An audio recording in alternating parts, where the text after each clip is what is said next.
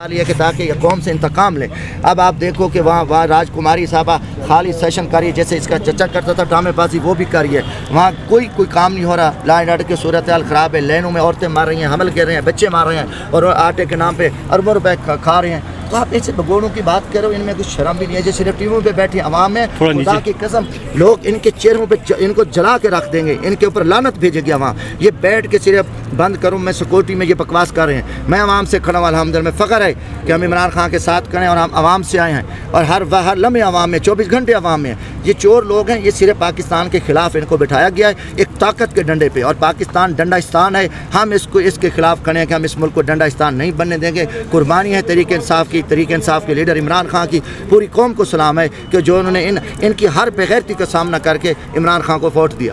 عمران خان کا وجود مسئلہ ہے، رانا ثناء اللہ صاحب کہہ رہے ہیں۔ یہ رانا ثناء اللہ گھٹیا بے شرم انسان ہے، ایسے کرپٹ اور بد کردار کی شخص کی، چور کی میرے سامنے بات کر رہے ہو، کسی غیرت مند بندے کی بات کرو۔ اچھا شاہد صاحب آپ منیب میں کون غیرت مند ہے؟ کوئی بھی نہیں ہے، یہ سارے بغیرت مند ہوتے تو یہ اقتدار مند ہوتے، یہ بغیرت ہے، ان میں کوئی غیرت نہیں ہے۔ جی دیکھیں ان میں غیرت ہوتی ہے۔ آج جو سماعت چلی ہے تو اس سے ایک حوالے سے آپ کیا گئی کیا ہوا؟ سرور ڈون جا رہا ہے، یہ معاملات جا رہے ہیں، تو یہ کیوں نہیں ان کو بھیج والی پی آئی کو؟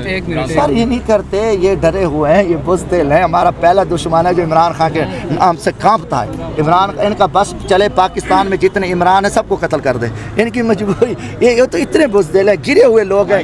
میں تو خود حیران ہوں، تو اپنے دشمن کو گلے لگاتے ہیں، سامنے کھڑا ہو اور آئیں آپ کو پتہ چل جائے۔ تو یہ گرے ہوئے لوگ ہیں، یہ پاکستان دشمن عناصر ہیں، بزدل ہیں، اور ان کے پاس پاکستان دشمن ایجنڈا ہے، اور باہر سے ان کو سارا کچھ ملتا ہے کہ آپ نے جو کرنا ہے یہ کرو وہ کرو۔ باہر یہ رسوا ہو چکے ہیں، یہ ان کو شکست ہے۔ انشاءاللہ تعالیٰ اللہ تعالیٰ کے فضل سے خان صاحب جلدی باہر آنے والے ہیں اور پاکستان کے ایک مضبوط ترین وزیر اعظم کے طور پہ آئیں گے۔ ان کا باپ بھی اب ان کو نہیں روک سکتا، ان کی گیدڑ بب کی ہیں، مگر قوم نے ان کے سیاہ چہروں پہ پیشاب کیا ہے، قوم نے ان پہ لعنت بھیجی ہے، اور ان میں کوئی غیرت نامی چیز نہیں ہے۔ یہ رسوا ہو چکے ہیں اور انشاءاللہ ذلیل ہو چکے ہیں۔ ان کے چہرے دیکھو، ان کی شکلیں دیکھو، خدا کی قسم گدے سے کتے سے بھی بدتر ہیں، کتے سے بھی بدتر ہیں۔ اچھا شاہد صاحب آپ کیا کہنا چاہیں گے؟ ایک طرف کہا جاتا